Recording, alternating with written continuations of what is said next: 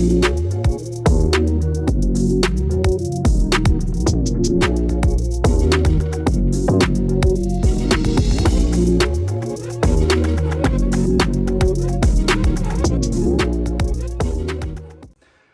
everyone, we're back again with a quick video today. We wanted to chat a little bit about what's going on in the market anecdotally with what Jake and I are seeing as we're kind of wrapping up the rest of the year here. So once again, it's Trevor and Jake, and we're with the Coast to Coast Real Estate team.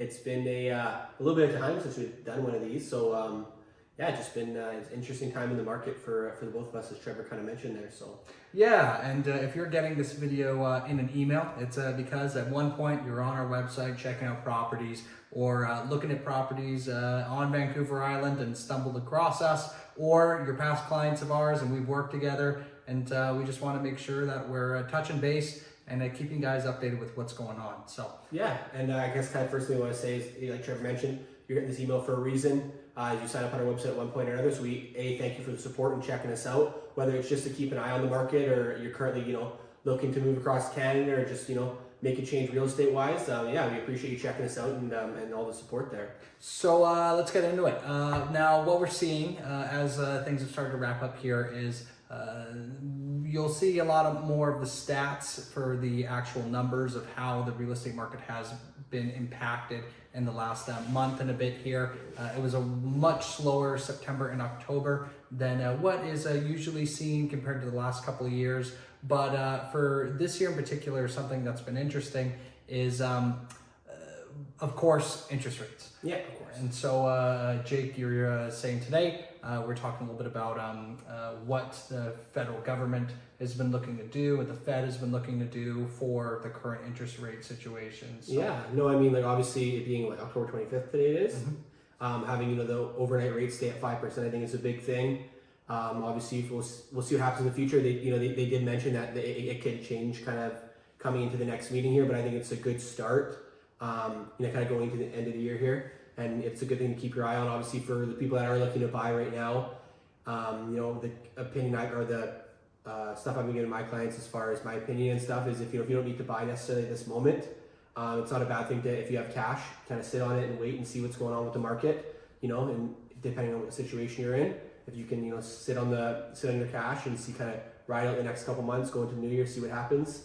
It's not a bad strategy unless you're needing to get into something ASAP.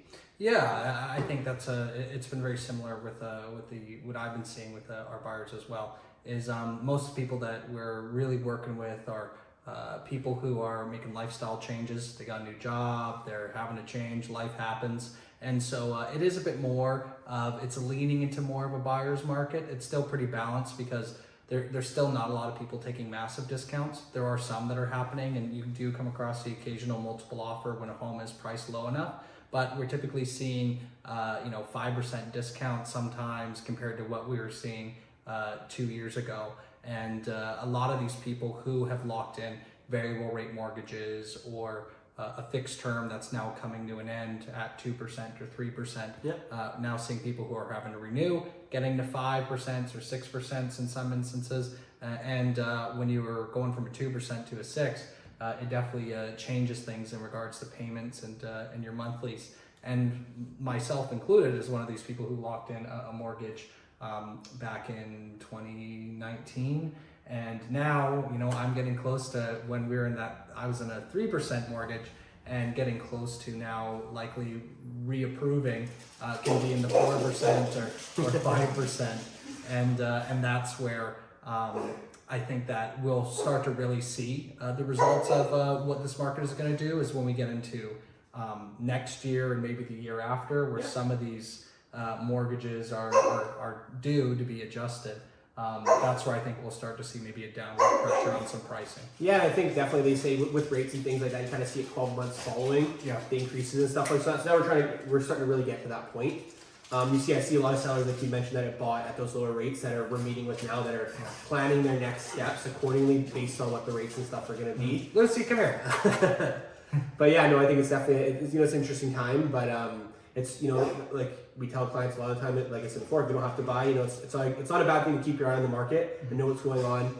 Speak with your realtor. Another thing I'm seeing a lot with clients from a buyer side and the seller side is deals falling apart due to financing, obviously, right? A year ago, 8 months ago, when rates were still a little bit lower, people were like, hey, I can afford this house. I know when I make it, I had a pre-approval. I'm kind of good to go. And now people are looking at houses, writing offers, and they haven't talked to their broker in 4 or 5 months, and things have changed a lot in that period. So that's what we're seeing a lot of more is, offers collapsing due to financing, which is something we haven't seen in a long time, and the bank was just giving away money, it seemed like. So yeah, that's a good point there. And one other thing I wanted to mention that you reminded me of is with these financing that has been collapsing, a lot of people have heard a lot of information on the news, and this could be an entirely separate video on the provincial government looking to get rid of Airbnbs in homes that are basically properties that are solely being used as an Airbnb. Yeah, that's not your primary residence. Yeah, so if you have a primary resident and you have a suite and you want to Airbnb that, they're cool with that. But if you're, have 6 homes and 5 of them are Airbnbs and they're cracking down on that. Yeah, they really want to incentivize people to, or not, instead of the carrot, more the stick of trying to get people to put longer term tenants in there. And that's the goal with what they're trying to do. This is something that is getting a lot of support, and it's looking more likely than not that this is something that could be happening soon. So that's making a big difference. But also with this Homes for People Act, we're trying to get more density and incentivize more suites. One thing in Nanaimo and on Vancouver Island is we have a ton of unauthorized suites.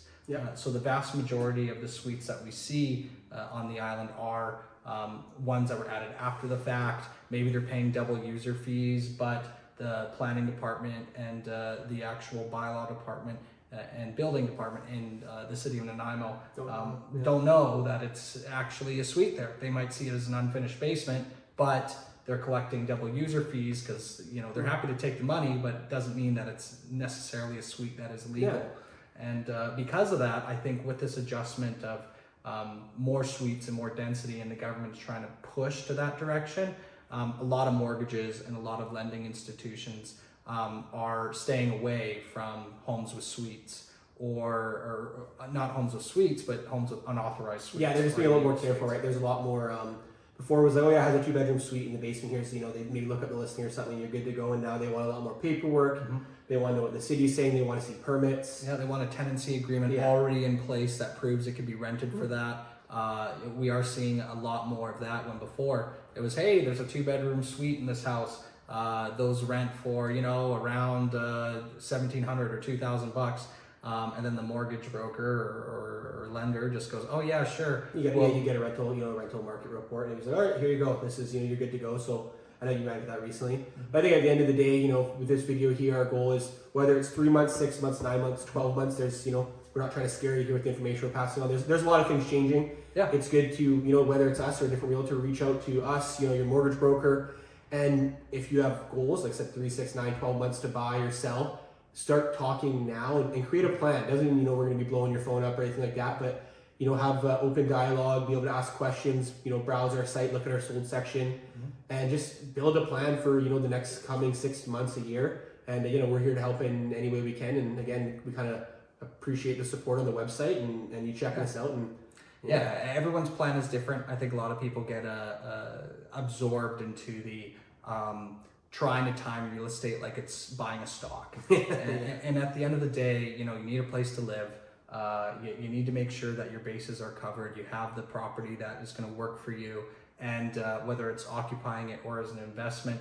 If you're paying $400 a month for rent and your expenses are really low, and you're putting a lot of your paycheck into other investments, then stay put. If it's working great for you, then don't change if you're doing that. And keep going. But if you're with how crazy rents are getting, I'm seeing a lot more people where they were renting a home and now they're getting evicted because they're going to sell, or someone's going to move into it because they purchased it, and now they're going to another rental, and they're, with storage and everything else, can be paying $3,000 or more just in rental. And if that's the case, and you're looking at a mortgage and you have enough for a down payment, and you're saying, well, I might be better off just to buy a house for $600,000. And what a lot of people don't know, first time home buyer or not, there is CMHC for a reason, down payment wise. So whether it's 5%, 10%, 15% down, there is a fee you pay to do that. But there is a reason that was created. It was to get you into the market for a little bit cheaper. So if you're looking at a $500,000 home and you don't have what $80,000, $100,000 down,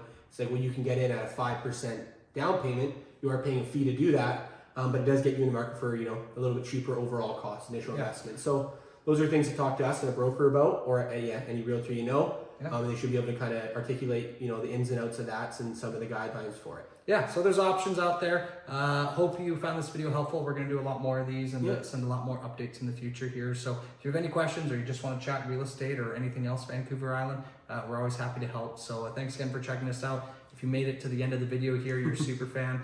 So be sure to check out our other stuff. And, we appreciate the support again. And I'm Jake, and this is Trevor, obviously with the Coast to Coast Real Estate team. And hopefully we chat soon. Have a great day.